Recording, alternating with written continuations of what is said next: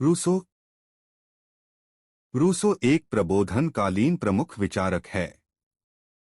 इसने मानवीय स्वतंत्रता, समानता और बंधुत्व पर बल दिया। इसके चिंतन को निम्नलिखित बिंदुओं के अंतर्गत समझा जा सकता है।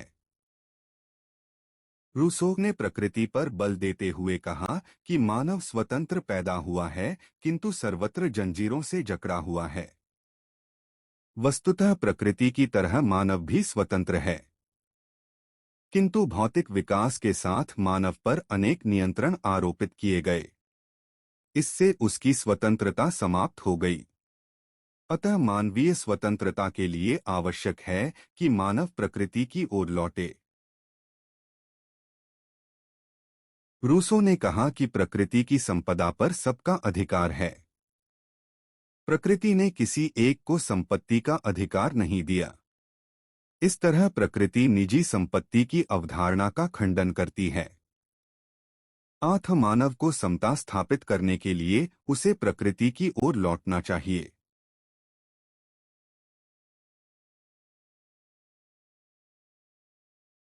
रूसो ने मानव द्वारा निर्मित सामाजिक असमानता पर चोट करते हुए कहा कि संपत्ति की अवधारणा के विकास के साथ मानव स्वार्थी और लालची हो गया है और इसने अपने चारों ओर एक कृत्रिम आवरण बना रखा है।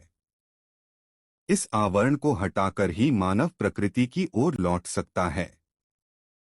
इस तरह रूसो ने सामाजिक असमानता जैसे धनी निर्धन, धर्म, जाति, नस्ल भेद आदि को समाप्त करते हुए मानव की क्षमता की बात की। इस तरह रूसो के चिंतन में समाजवादी विचारधारा के बीज देखे जा सकते हैं। दरअसल समाजवाद में भी धर्म का परलोकवादी स्वरूप व धर्मांधता, धन का संकेंद्रण, नस्ल, जाति और लौकिक भेद का निषेध किया जाता है और मानव की समता पर बल दिया जाता है।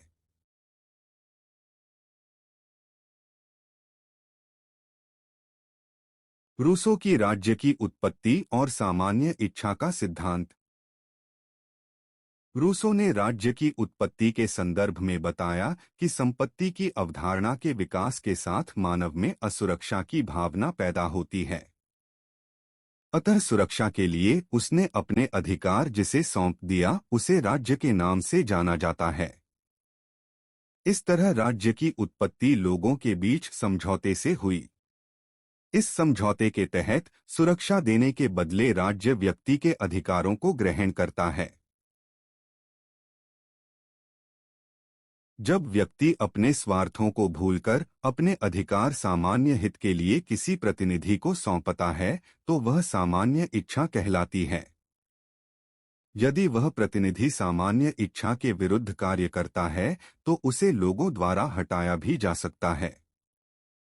इस बिंदु पर रूसो के चिंतन में प्रजातंत्र के बीज दिखाई पड़ते हैं।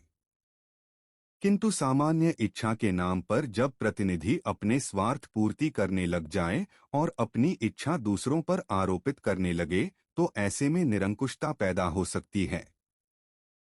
जैसे कि फ्रांसीसी क्रांति के दौरान रोबेस्पियर ने आतंक के राज की स्थापना में किया था।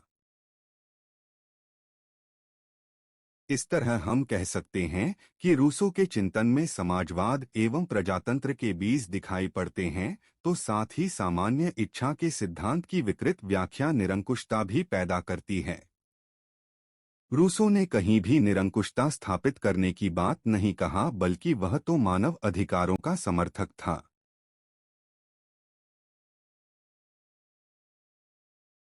प्रबोधनकालीन विचारक मोंटेस्क्यू ने मानव अधिकारों पर बल देते हुए शक्ति के पृथक्करण सिद्धांत को स्पष्ट किया कि एक ही व्यक्ति के हाथ में शासन की शक्तियां निरंकुशता पैदा करती है, जिससे मानवीय स्वतंत्रता बाधित होती है।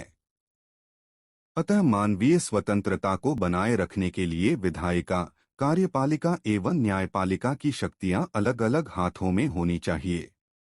मोंटेस्क्यू का यह चिंतन फ्रांस की क्रांति में प्रेरक बना, तो साथ ही अमेरिकी स्वतंत्रता के पश्चात निर्मित संविधान में इसके विचारों को देखा जा सकता है, जहां शक्ति के पृथक्करण को लागू किया गया।